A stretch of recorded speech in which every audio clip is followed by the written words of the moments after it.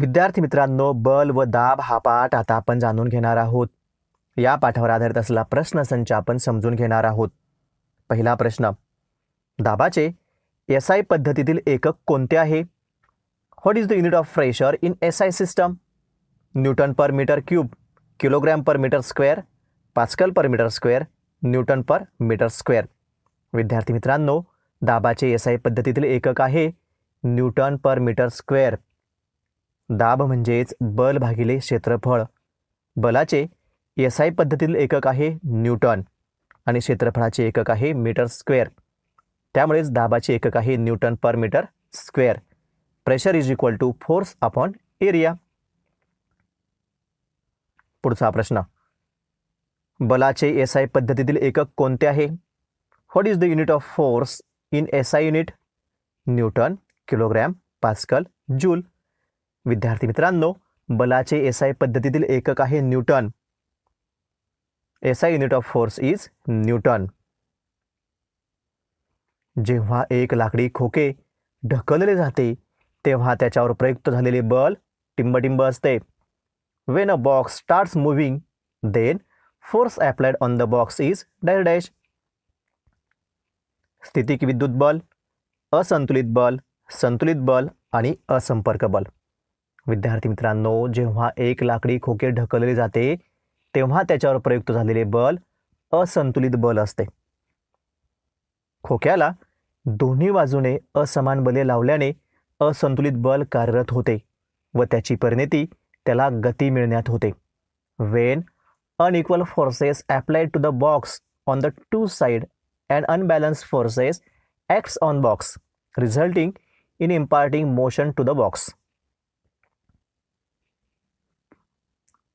पुढचा प्रश्न, व्यक्ती केळीच्या सालावरून किंवा चिखलावरून घसरते कारण घर्षण बल कमी होते, घर्षण बल वाढते, गुरुत्वीय बल वाढते, गुरुत्वीय बल कमी होते. व्यक्ती केळीच्या सालीवरून किंवा चिखलावरून घसरते कारण घर्षण बल कमी होत असते. घर्षण बल हे सर्व गतिमान वस्तूवर प्रयुक्त असते आणि ते गतीच्या दिशेच्या विरुद्ध दिशेने प्रयुक्त होत असते. Although objects in motion have frictional force acting on them, which is acting in the direction opposite to the direction of motion. टिंबटिंबमुळे बस अचानक थांबल्यास बसमधील प्रवासी पुढच्या दिशेने फेकले जातात. Passenger sitting in the running bus get jerked in the forward direction if the bus suddenly stops because of dash dash. विरामावस्थेतील जडत्व, बल, प्रवाशांचे वजन आणि गतीचे जडत्व. गतीच्या जडत्वामुळे बस अचानक थांबल्यास बसमधील प्रवासी पुढच्या दिशेने फेकले जातात. वस्तूच्या ज्या स्वाभाविक गुणधर्मामुळे गतिमान अवस्थेत बदल होऊ शकत नाही त्यास गतित्व जडत्व असं म्हणतात. The inherent property of an object due to which its state of motion can not change is called its inertia of motion. पुढचा प्रश्न, 1 millibar is equal to dash dash. विद्यार्थी मित्रांनो, 1 m bar is equal to 10 square pascal. फळीवर ठेवलेल्या खाऊच्या डब्याच्या तळाचे क्षेत्रफळ 0.25 मीटर स्क्वेअर असून त्याचे वजन 50 न्यूटन आहे. त्या डब्याने फळीवर प्रयुक्त केलेला दाब काढा. The area of the bottom of the tiffin box is 0.25 metre square and weight is 50 Newton.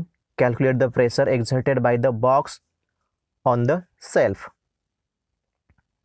विद्यार्थी मित्रांनो, आणि पर्याय आहेत 200 newton per metre square, 20 newton per metre square, 0.20 newton per square, 2 newton per metre square.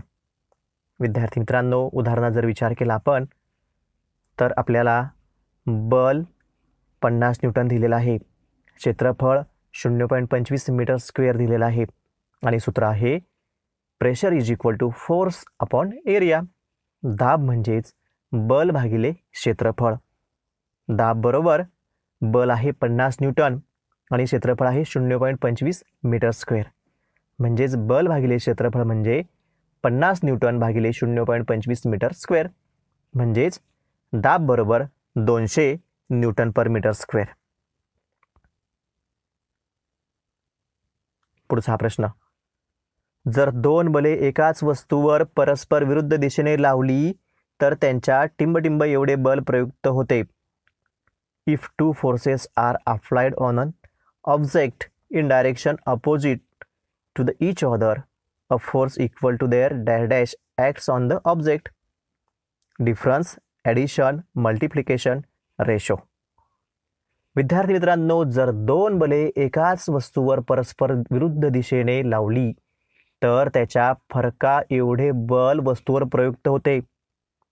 If two forces are applied on one object in direction opposite to each other, a force equal to their difference acts on the object. शेवटचा प्रश्न, 1 kilogram per metre cube is equal to dash dash.